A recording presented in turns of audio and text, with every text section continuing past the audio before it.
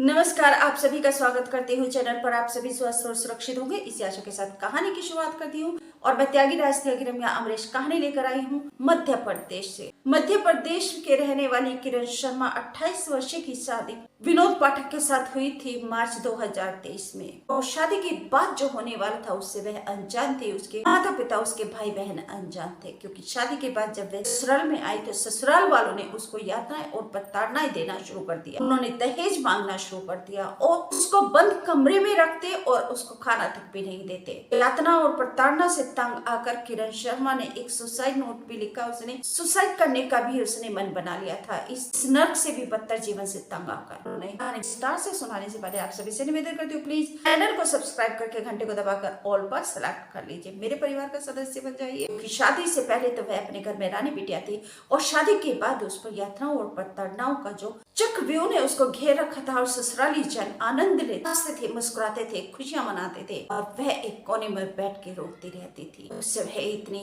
हताश और निराश हो गई कि उसने अपना सुसाइड करने का मन बना लिया और एक सुसाइड नोट लिख दिया। इसमें उसने पूरी बात लिखी कि ससुराल वाले उसको तंग करते हैं, 50,000 रुपए की डिमांड करते हैं हर महीने। और उसने बताया कि उसकी मौत के जिम्मेदार उसके ससुराल वाले और उसका पति विनोद पाठक ही होगा पूरी तरीके से। परंतु समझदार लड़की नहीं किया सुसाइड, क्योंकि जीवन अनमोल है। लेकिन ससुराल वाले यहीं पर नहीं रुके। ससुराल वालों की यातनाओं और प्रताड़नाओं से तंग आकर भी जब किरण शर्मा ने सुसाइड नहीं किया, ना ही वह घर छोड़कर गई और ना ही 50,000 रुपए महीने के दे रही थी, ससुराल वालों ने एक और घिनौना खेल खेला और उन्होंने किरण शर्मा की हत्या करने का प्लान बना लिया। और सास और पति ने मिलकर उसको एसिड पिला दिया। सास ने किरण शर्मा को पकड़ा और पति ने उसको एसिड पिला दिया।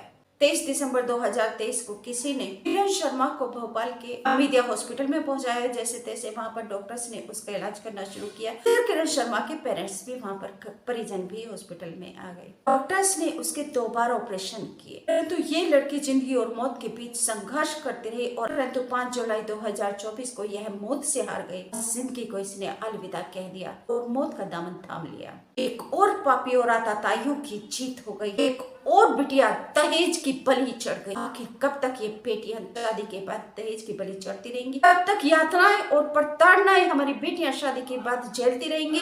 कब तक दुष्ट आताताई खुशियां मनाते रहेंगे और उसके बाद आप यातनाएं और प्रताड़नाएं देना शुरू कर देते हैं? आपकी फैमिली का मेंबर होती है, बात तो गलत आप ही कर देते हैं। अपने घर में आप क्या कमाते हैं उस पर नजर रखिए। बताइए ना, आप क्या कमाते हैं जो आप बेटियों को इस तरीके से यातनाएं देते हैं और उनकी हत्या कर देते हैं एसिड पिलाकर? क्या आप पी सकते हैं एसिड? नहीं ना।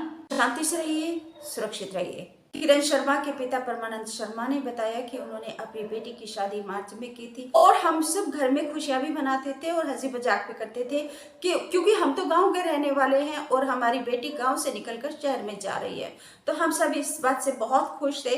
परंतु हमारी बेटी को यातनाएं और प्रताड़नाएं दी गई और उसकी हत्या कर दी एसिड पिलाकर। उसको जब पहली बार में आराम आया तो वे अपने साथ उसको घर पर गांव में ले आए थे। दोबारा से उसकी तबीयत ज्यादा खराब हो गई तो वे दोबारा से उसको हॉस्पिटल में एडमिट करवा दिया और तब से वह हॉस्पिटल में ही एडमिट थी। लगभग 8 महीने किरण शर्मा हॉस्पिटल में दाखिल रही, जहां से 5 जुलाई 2024 को मौत का दामन थाम कर निकली। पिता पर बताया कि किरण बिटिया मेरी तीसरे नंबर की बेटी थी। डॉक्टर्स ने उसका 2 बार ऑपरेशन किया क्योंकि उसकी आहार नली में एसिड चला गया था और वह अंदर से पूरी डैमेज हो गई थी, तो आहार नली में उसको खाना भी नहीं जा रहा था और ऑपरेशन करने के बाद भी वह नहीं बची। तो किरण शर्मा ने एक सुसाइड नोट लिखा जिसमें उसने लिखा कि मेरे को कुछ भी होता है तो उसके जिम्मेदार ससुराली जन और पति होगा। मुझे ये लोग खाना भी नहीं देते, कमरे में बंद रखते हैं, 50,000 रुपए की मांग करते हैं हर महीने और यहाँ तक कि किराने का सामान भी, जो रसोई का राशन पानी होता है, वह भी मेरे पापा घर में रख कर जाती है। मेरी सास और पति मिलकर मेरे साथ मारपीट करते हैं, यातनाएं और उत्पीड़न करते हैं। ये सुसाइड नोट अब पुलिस वालों के हाथ लग गया है। आखिर बेटियां ऐसे कब तक मरती रहेंगी? ससुरालियों और पति को किसने अधिकार दिया कि वे शादी करके लाए